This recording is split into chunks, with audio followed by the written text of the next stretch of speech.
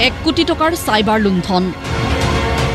মৰিগাঁৱত মুম্বাই আৰক্ষীৰ CID দলৰ অভিযান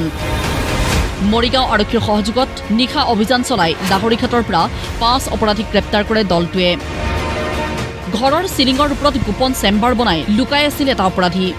চিলিঙৰ পৰা অপৰাধীটোক বহু কৌশলেৰে কৰায়ত্ব কৰে আৰক্ষীয়ে মুম্বাইৰ HSBC বেংকৰ পৰা ভুৱা নথিপত্ৰৰে ক্ৰেডিট কাৰ্ড বনাই সৰকাইছিল এই বৃহৎ পৰিমাণৰ ধন মুম্বাইৰ আজাদ ময়দান থানাত ৰুজু হৈছিল গোচৰ তাৰ ভিত্তিতে অভিযান চলাইছিল মুম্বাই আৰক্ষীয়ে মুম্বাই পুলিচ আহিছিলে CID এটা বৃহৎ টিম আহিছিলে আৰু আহি পেলাই তেওঁলোকে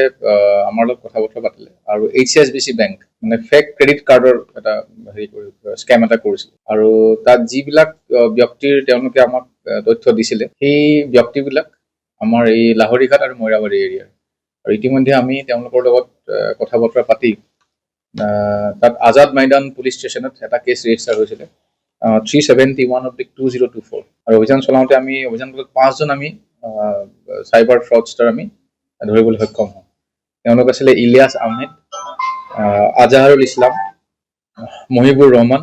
মহিউদ্দিন আহমেদ আৰু আবু বকৰ সিদ্দিক ধৃত 5জনীয়া সাইবাৰ গেংটোৰ 3জন অপৰাধীয়ে পূৰ্বেও এক্সিছ বেংকৰ ধন আত্মসাৎ কৰি জেললৈ গৈছিল এই 5 জনৰ ভিতৰত আমি ইয়াৰে 3জনক ইতিমধ্যে আমি এৰেষ্ট কৰিছিলো আজি 4 মাহ আগতে এক্সিছ বেংক যেটো স্কেম আছিল তাত আমি আটক কৰিছিলো যিবিলাক পেন কাৰ্ড আৰু আধাৰ কাৰ্ড তেওঁলোকে অলৰেডি প্ৰকিউৰ কৰিছিল ফেক সেইবিলাক সেই সময়ত পুৰণা এটো হল জুন জুলাই মাহত এই ঘটনাটো সংঘটিত কৰিছিল 2024 চনৰ জুন আৰু জুলাই মাহত এই ঘটনাটো সংঘটিত কৰিছিল এড্ৰেছবিলাক তেওঁলোকে বম্বে এড্ৰেছবিলাক তেওঁলোকে দিল্লী এইবিলাকত বিভিন্ন হেৰি দিছিল কিন্তু কিদৰে সাইবাৰ গেংটোৱে সংঘটিত কৰে এই কাণ্ড কিদৰে প্ৰস্তুত কৰে ভুৱা নথিপত্ৰ পোহৰে আহিছে ভয়ংকৰ তথ্য মানে বেচা কিনা কৰিবলৈ পায় আধাৰ কাৰ্ড তেওঁলোকে কিনে আৰু তেওঁলোকে বিক্ৰী কৰে কেনেকৈ বিক্ৰী কৰে আমি সুধিছিল কেনেকৈ কিনে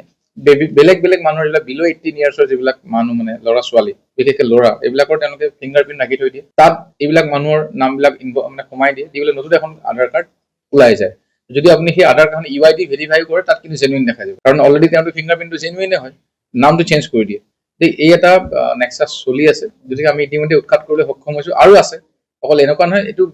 বৃহৎ এৰিয়া তেওঁলোকৰ বিস্তৃত গোটেই কাৰ্যকলাপবিলাক উল্লেখ্য যে দেশৰ ভিতৰতে সাইবাৰ অপৰাধীৰ অন্যতম ঘাটিত পৰিণত হৈছে মৰিগাঁও জিলা